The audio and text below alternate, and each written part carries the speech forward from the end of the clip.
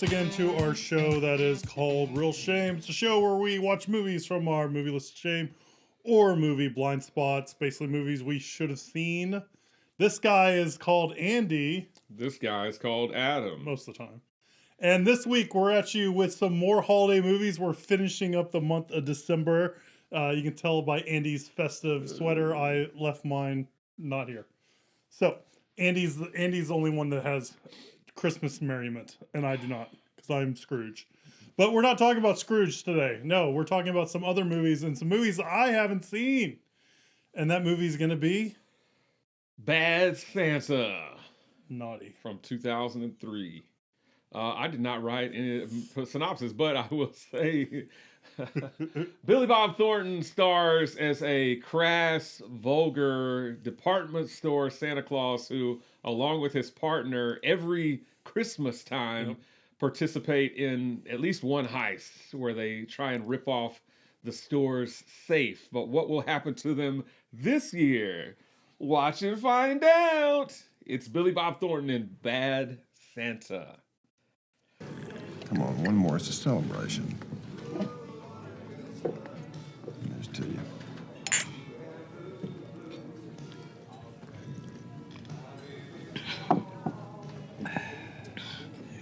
You're getting worse, you know that? Well, at least I got it open. It took you long enough.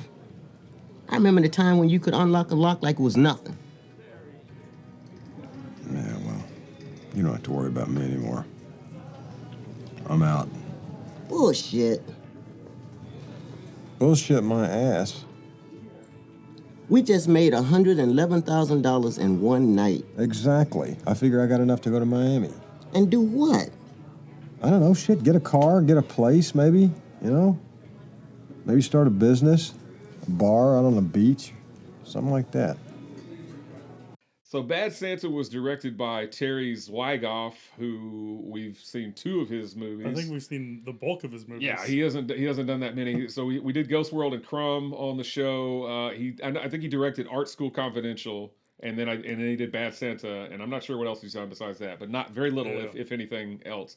Not that he's not busy doing other things. I don't know what he's doing, but and you know, whatever. It was written by Glenn Ficarra and John Requa. I'm probably butchering their last names, but they are writing and directing partners. They have written things like the Bad News Bears remake, which also has Billy Bob Thornton. They wrote Jungle Cruise, which came out this year with The Rock and Emily Blunt. And then they directed movies like I Love You, Philip Morris, with Jim Carrey, Crazy Stupid Love, Focus with Will Smith and Margot Robbie, and Whiskey Tango Foxtrot. With from SNL.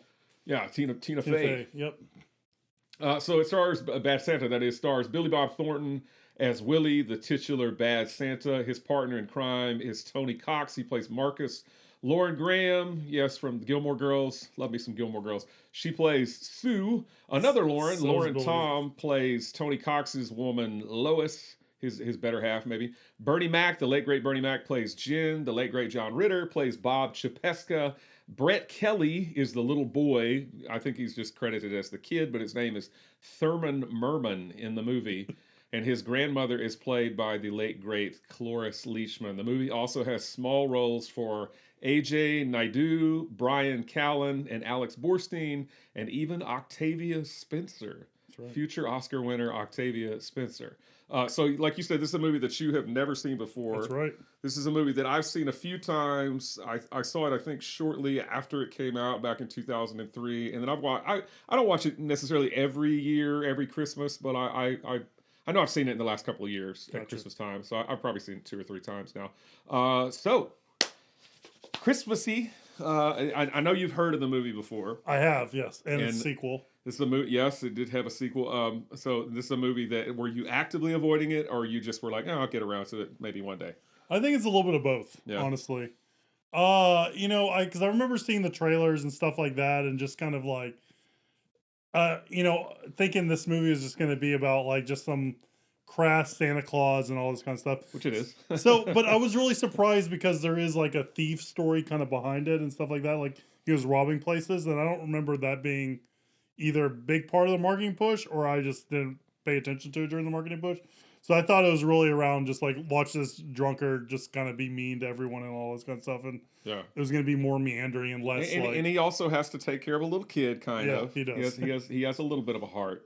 yeah, a very like Scrooge size thing. So yeah, I think I just kind of, I could, sometimes I could just tell from the trailer the humor wasn't really for me, and it just didn't look like there was going to be a whole lot in it that I was going to like. So I just kind of, been like, all right, well, I'll just put that on the back burner. And I think throughout the years, you kind of just hear people talking about it, and there's some people that really like this movie and stuff like that. That you kind of like, oh well, maybe I'm missing out on something like that.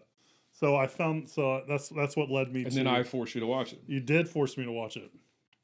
So, honestly, so for me, this movie kind of sits with like MacGruber and like Kung Pao Enter the Fist, where it's something that is, there's some parts in during the movie that are funny, but overall, just the movie wasn't really for me.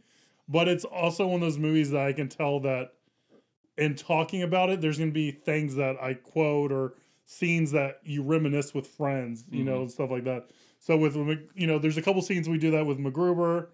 And then like in college with Kung Pao Enter the Fist, like there was stuff that we would say like that Kevin Nealon's character said and stuff like that. And like, it was funny, like when we're saying it like as our inside joke or in joke. Yeah. But for me, when I was watching Kung Pao, I was just like, oh my God, please make this movie end. This movie I like better than Kung Pao, so it's not like that. There's some parts of it that I laughed at, like I like the violence is kind of funny and slapsticky and stuff like that. But I don't think there was enough of that to redeem the movie in my eyes, right? And I wish it was a lot funnier. I wish there was more laughs and stuff like that, and there was more stuff that got me chuckling. So that's kind of where I was. It's just, I'm glad I've seen it. There's some funny parts, but ultimately it's just not my kind of humor, I think. It's kind of where it sits with me. So before we go into any more, let's figure out where you stand with it. So you said you've seen it a couple times. So obviously you like it better than Trapped in Paradise. Yeah, I do. Okay. I like a lot of things. Call back to last when week. when you said Trapped in Paradise, I was like, what is that? And I was like, oh, it's that crappy movie that we watched. Yes, I like it a lot better than Trapped in Paradise. I like this movie. I was it this year or last year? Sometime we did Eagle Eye with Shia LaBeouf. Yes, right, and that has Billy Bob Thornton being like an asshole and like barking order and like being just a jerk and sarcastic and just kind of being.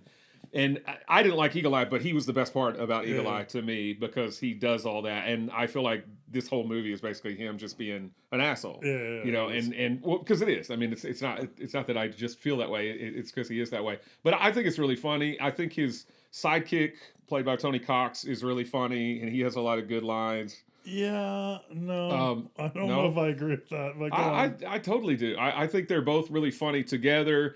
Again, the movie's very crass and very vulgar, and you don't find a lot of Christmas movies that are like that. Most Christmas movies or most Christmas comedies are kind of whatever. Santa Claus and Christmas with the Cranks and Saccharine and Home Alone. Yeah, I mean, it's just kind of silly, whatever. So I think that this is a nice kind of alternative to those movies. But I like the story, and he goes and basically lives at this house because the kid, Thurman Merman's dad, is what is he? He's climbing mountains. Well, his dad is climbing mountains. But in fact, he's off in embezzlement, prison.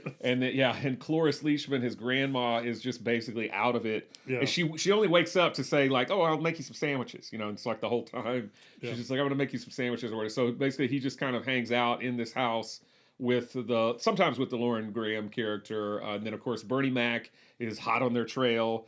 And then you've got the John Ritter character, who John Ritter, I believe, had worked with Billy Bob Thornton on Sling Blade. Yeah. Well, I don't believe. I'm fairly certain he did. This is the last John Ritter performance. It is. Yeah. It's kind of bittersweet, but he's he's funny. He's not. I feel like he's not in the movie a whole lot. He's not, and he plays this kind of like naive person that I don't know if it really kind of works for me in this movie. I think it's funny because he wants to be very politically correct Yeah. and not say and he doesn't want to call anybody or label anybody the wrong thing. Yeah. And of course Bernie Mac doesn't care. It's just like whatever, as he peels his oranges and eats his oranges. So I like the fact that Bernie Mac is kind of the store dick, the store detective, and he is tasked with finding out who these guys are and finding out or trying to catch them. But in fact, he wants half, as he says. Yeah. Like he keeps saying, like, I want half of your take. And Tony Cox is like, how about 30%? He's like, half.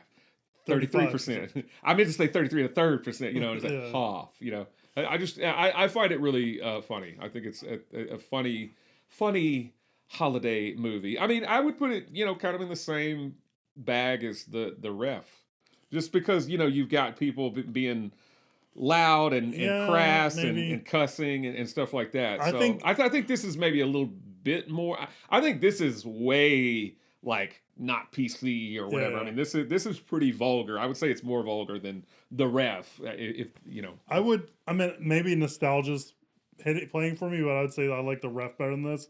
And the Ref is more built around Dennis Leary and like his comedy chops. Yeah. It's like Beverly Hills Cop is like nothing without Eddie Murphy, right? So there's some movies that are like, okay, we got this great person. Let's, he's going to shine and raise the rest of the movie. This movie, I don't think Billy Bob Thornton kind of elevates it very much. I like Bernie Mac. I feel like Bernie Mac just does his shtick, which is funny, right?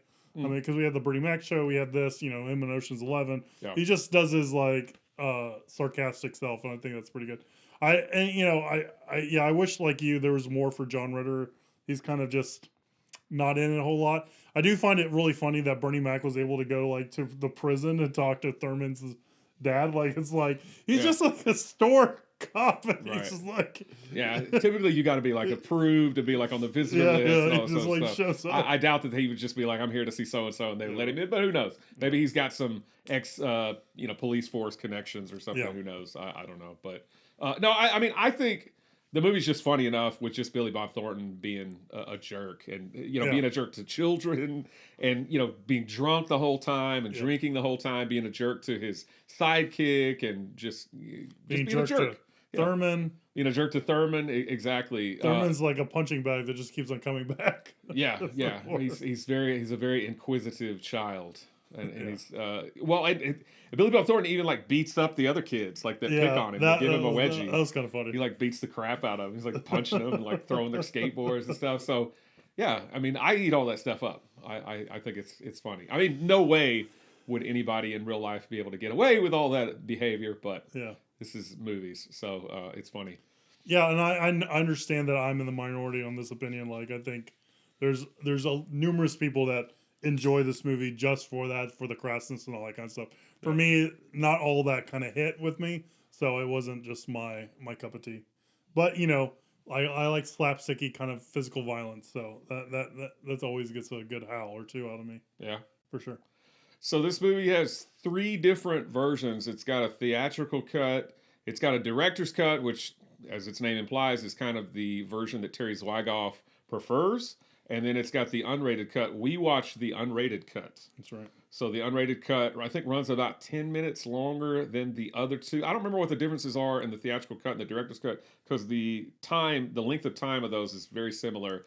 But the unrated cut has a sequence at the beginning because I've never seen the unrated cut until this year. I've always watched either the theatrical cut or the director's cut. But I feel like usually when there's an unrated cut, there's a lot of nudity. Yeah. And I don't feel like there was like a ton of nudity in this. No, there's like really not. There's like a couple scenes, but it was like, I could see that being in like an R cut, not like an unrated cut. So I don't know what the unrated part would be. It's weird because, the unrated cut, it doesn't really have a lot of, gratuitous nudity or anything like that added to it. I think the major differences are, there's the sequence at the beginning where he steals the keys off the valet thing and he just goes and finds a car that he likes. And then he ends up going to that person's house and like takes a dump and, knocks paintings off the wall and stuff like that. Drops a turkey leg in the toilet. Right. That's not in the other versions. Okay.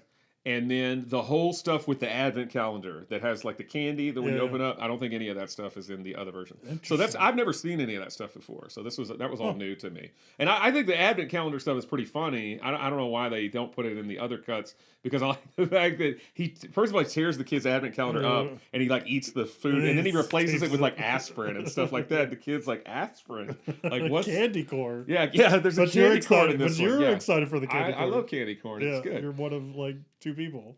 No. Yeah, you're one of 2 people that doesn't like candy corn. Like you said, it's followed by a Probably. sequel in 2016, and I know we're not doing what we've been watching yet, but I actually did watch the sequel for the first time. I watched the sequel. I was intending on watching the sequel, but I had not watched it. Well, the sequel's not as well received as Bad Santa. Like, it's rotten. I know they or kind of whatever. teamed him back up again, even though like Marcus, spoiler, got sent to jail, and I guess in the sequel they find a reason for him to get out. They do overcrowding of the prisons. Okay. They let him out, and Billy Bob Thornton has a very funny line right after he tells him he got let out for overcrowding. But I'm not going to give it away. But I actually like the sequel. I thought the sequel was pretty good, and I think what makes the sequel work. I read some criticisms, and people are like, the sequel is just a remake of the original. It's pointless or whatever.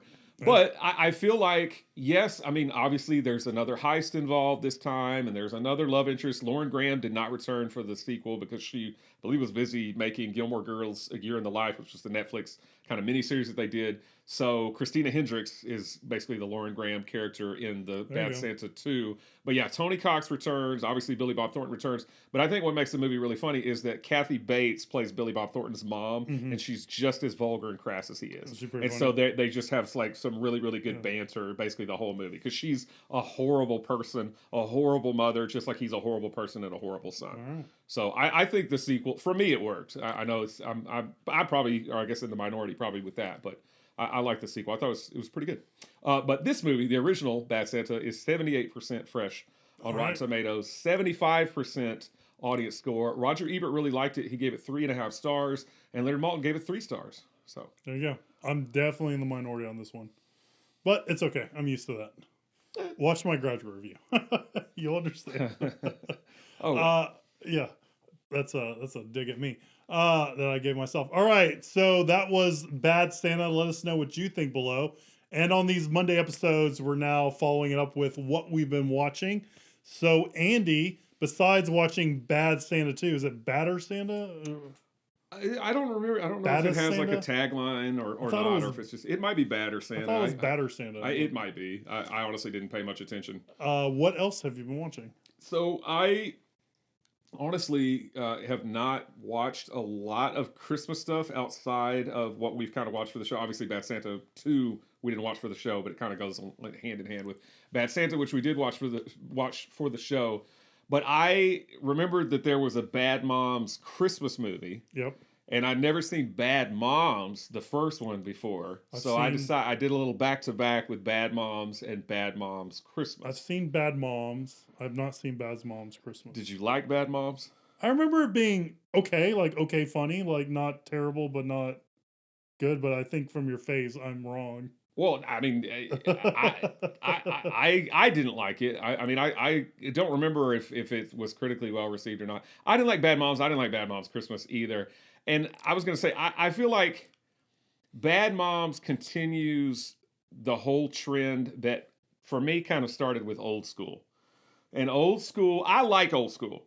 But Old School is a comedy, for those of you that have been under a rock and have never heard of it, Old School is a comedy where some guys basically want to kind of relive their youth. Yeah. And so they get like a house that's near campus or whatever, and I think they re-enroll in college or something like that. Yeah, or they have their own fraternity. They start their own fraternity or 'cause whatever. they move into a house that's like only sanctioned or zoned for fraternity house, so they decide to start their own fraternity. And so because they are around college kids, they do college things. They have beer bongs and they streak naked and they do all this stuff. It's a very immature comedy, but it has a purpose to be immature, I feel like. The guys are trying to be college age again, even though, they're older and have kids and have to do earmuffs, to their kids and all that stuff. But I feel like it's not just kind of idiotic to be idiotic. I feel like it has a point. But I think Old School was such a big hit that after that, they've just churned out comedy after comedy where it's like, let's take adults and let's have them just act immature. Like Bad Neighbors. Like Neighbors, the Neighbors Neighbors. movies, which I hated, and I think mind. Bad Moms is the same kind of thing. I think it's enough for these whoever writes these films. I don't know who wrote Bad Moms, but I think it's enough for these people to sit down and write the script and go, what can we make these parents say that's just so outlandish and crazy, or what can we make them do? Because they're all basically it's just adults acting immature. And I'm not saying adults don't act immature in real life, don't get me wrong, but I'm saying to me that's not just doing that doesn't make it funny, and that doesn't make it a funny comedy. And I feel like that's all Bad Moms and Bad Moms Christmas is. It's just you've got these adults, Kristen Bell and Catherine Hahn, and I don't remember who the third one is, but you've just basically got them like drinking liquor. They have like slow mo, montages of Is them, Rose Byrne like in it? doing crazy stuff. No, she's not. I don't remember who the third person is. Well, like in the first movie, it's got Jada Pinkett and Christina Applegate and the lady from Barbara Star, Go to Vista Del Mar, the one that's not Kristen Wiig. I don't really remember what her name is. Yeah, she's and in it, Mumolo. but they're like the bitchy moms that. Mila Kunis, that's who it is. Mila Kunis. I can't believe she's like the star. I can't even remember. Mila Kunis, Kristen Bell, and Catherine Hahn are like trying to get one over on them. I understand your criticism, or that I do. It didn't really bother me that much. Yeah. But I do think like I know I just went like on a rant. No, it's cool, man. I do that. I think it's like Bridesmaids was a big thing. It's like, female-led comedies will do great. Yeah. So we got, because of Bridesmaids, we got like, the Ghostbusters remake. Before the Ghostbusters remake, we got movies like Bad Moms and stuff like that.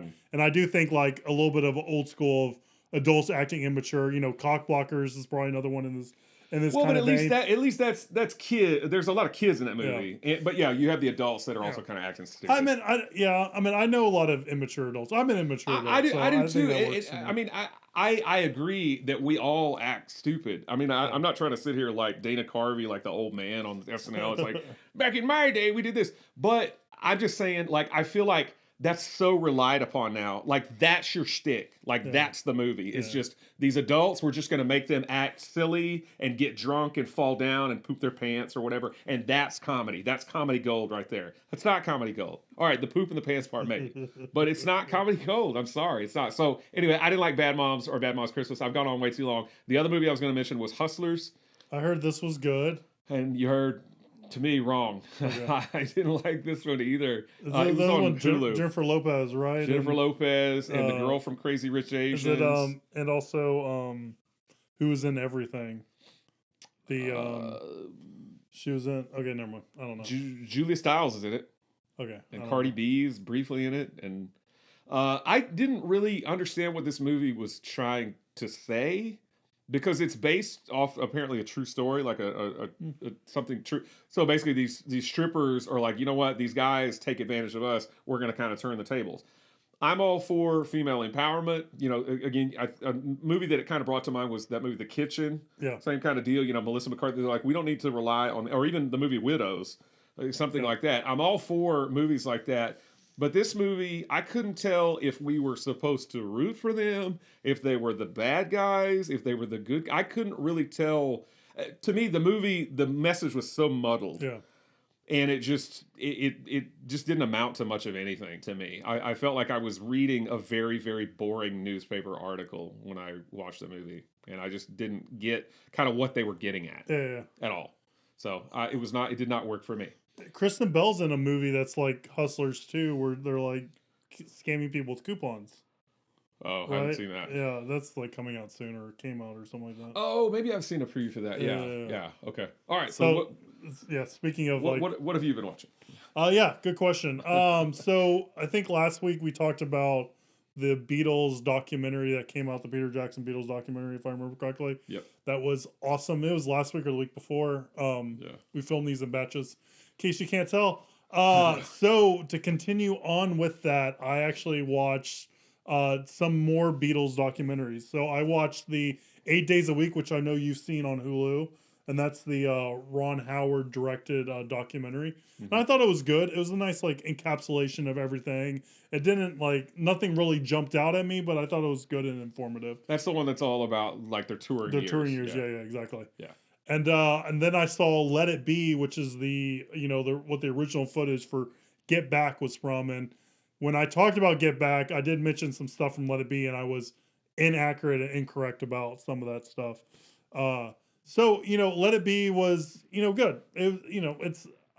I think I might have started liking Get Back a little bit more since I talked about it, since I've watched it, and so these two documentaries kind of don't hold a candle to Get Back, right? I think a little bit. So that's they were good to kind of flush out everything, but nothing really surprising or anything came from any of those watchings.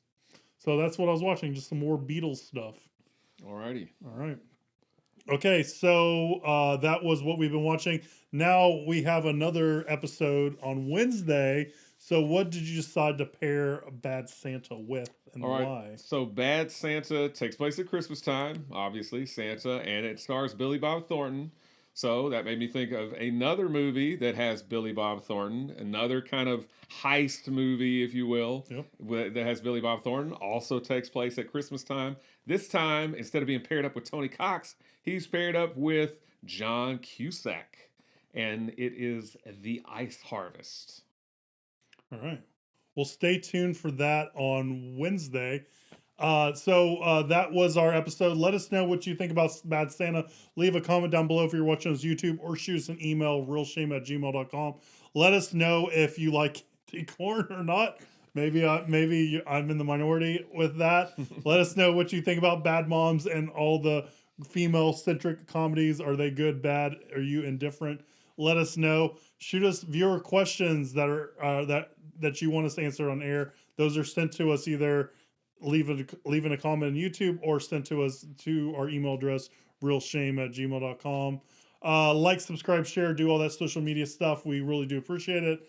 And we'll see you on Wednesday when we find out if the ice harvest is plentiful or not. And we'll see you soon, guys. Bye.